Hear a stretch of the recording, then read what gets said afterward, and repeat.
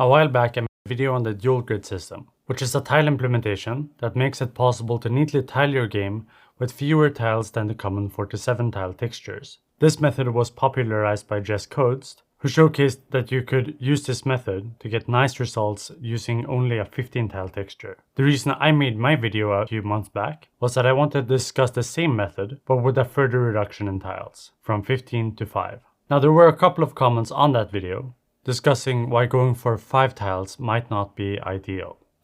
The most common sentiment being that 5 tiles is not enough to create variety. You're bound to end up with repetitive looking assets. And this is true, but the reason I was personally interested in going for 5 tiles is not because I only wanted to draw 5 tiles, but because I wanted to play around with hand animated tiles, which is what I want to discuss in this video. Basically, we're going to be looking at how you can get animated tiles like this squishy, bobbly looking thing, which doesn't feel that repetitive, while still only consisting of 13 tiles. And because you don't have to draw that much, it makes it possible to add animations on top of your animation. What do I mean by this? Well, I actually went in and made this so that when you're walking on the bubbles, you trigger a bubble animation that kind of follows the player, which requires an additional 16 tiles, which is nothing to scoff at, but we are starting to get quite intricate animations in a reasonable amount of time, something that wouldn't really be possible with conventional methods. So for starters, I have to say that all of this stuff that I'm showcasing here is easy from a drawing perspective, but it might take some time to get going from a programming perspective. The dual grid system alone might take you a while to implement. And if you want to understand parts of what I'm going to be talking about, I recommend you first watch either my video on the topic or Jess Coates' video, both linked down below. Because I'm not going to go into the dual grid system in this video. All you need to know is that we have 5 tiles and that's enough to get this look. Now these 5 tiles are kept in a vertical line. And the reason I kept my tile texture completely vertical is that it means that I can use the Y coordinate to switch the tile from corner to edge or nook, which frees up the X coordinate of this tile texture to handle animations. So the X coordinate of my texture would be used for similar copies of that same texture. This means that I can, in my drawing software, treat this as any normal animation. I just draw frames until I like my animation, then I export all frames so that I end up with 4 images like this. And then Godot itself has an Atlas merging tool. So I can merge these 4 images into a texture like this, where each column now represents a frame. And from this point to get it working, all you need to do is add each column as a frame, and it will kind of work on its own. If your engine doesn't have this merging feature, you would either have to manually do it or write a script to do it for you. But with all of this said, this is actually enough to get the first part of your animation going. As long as you have a dual grid system set up, just getting your tiles to animate like this doesn't require much more than switching your normal tile to an animated tile. It doesn't require a lot of drawing, it doesn't require a lot of frames. Since you start with 5 tiles, you just have to repeat those tiles 3 times and then you get something that kind of works. And if you want more frames, you draw more frames. And how I've drawn this is actually really simple. I just start from the first frame, add a new frame, move it a bit forward, then I add a new frame and move it a bit further still. This is called straight ahead animation. It's really easy to do, because you don't need to keep track of where you are. You just change it a bit further with every frame you add. And as you can see, even though we start with 5 tiles, the animation actually doesn't feel that repetitive. Not in a bad way at least. But at this point you might be wondering why you wouldn't just use a shader to handle this animation. And the first reason you might not want to use a shader is because a shader might not be able to create the effect you want. For instance, you might want to make it so that if your character hits their head on the ceiling, the tiles crack. If you didn't catch that, before we have one tile, character boops their head and we switch to a different tile. This would not be an effect that you could replicate with a shader.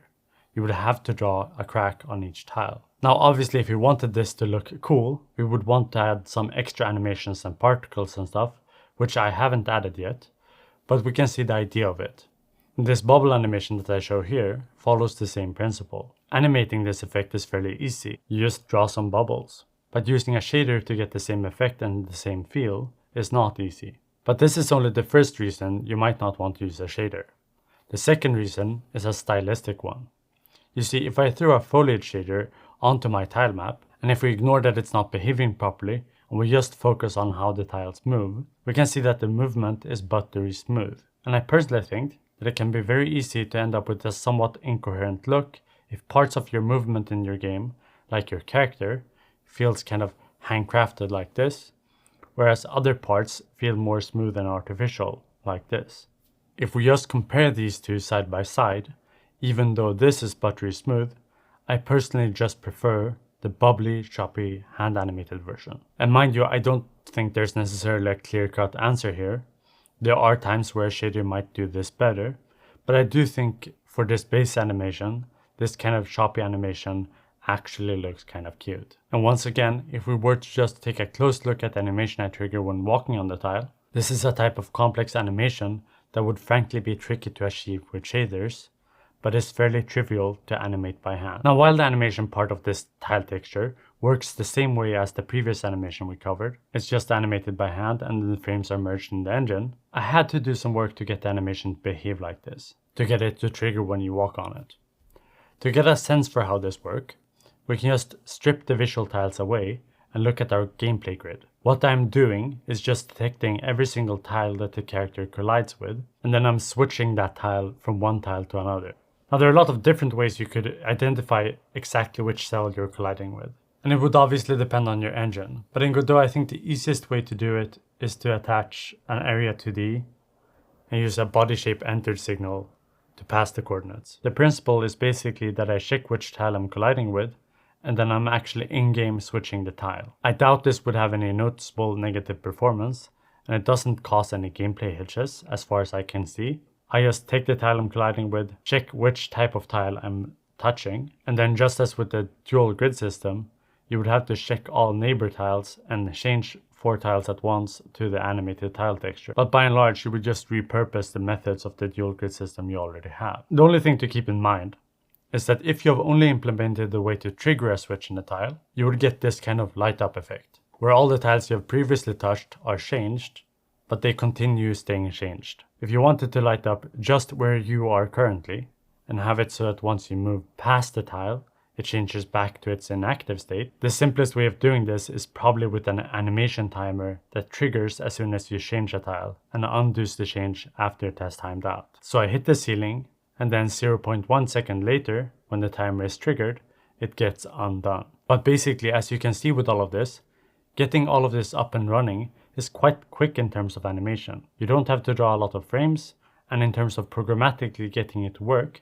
it's quite basic as well, as long as you have already implemented the dual grid system. And I do suspect there is an easier way of doing it than the way I've done it, which if you know one, feel free to comment. And you could also make this stuff a lot cooler by adding particle effects and the like. This is just showing the absolute basics of it. But if you want to implement it, there are a couple of quirks I have to cover. The first thing to note is that at least in Godot, I don't think there's a ping pong option to your tile animation.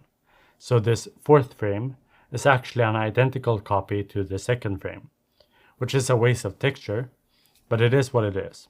At least I don't have to draw it. If your engine has ping pong and one-shot animations in their tile map, then you wouldn't have to worry about it.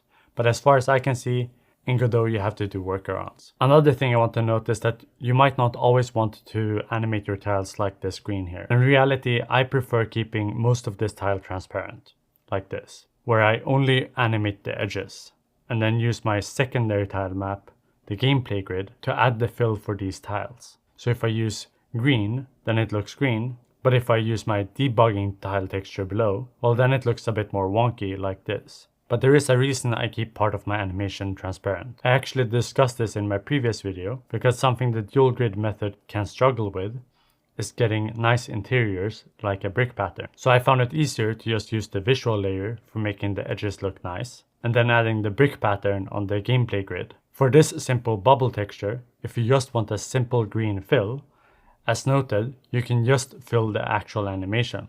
But if you want a more complex texture on here, like a brick texture, keeping it transparent might be better. It'd be cool if you have any more insight into all of this, and if you do, please comment down below.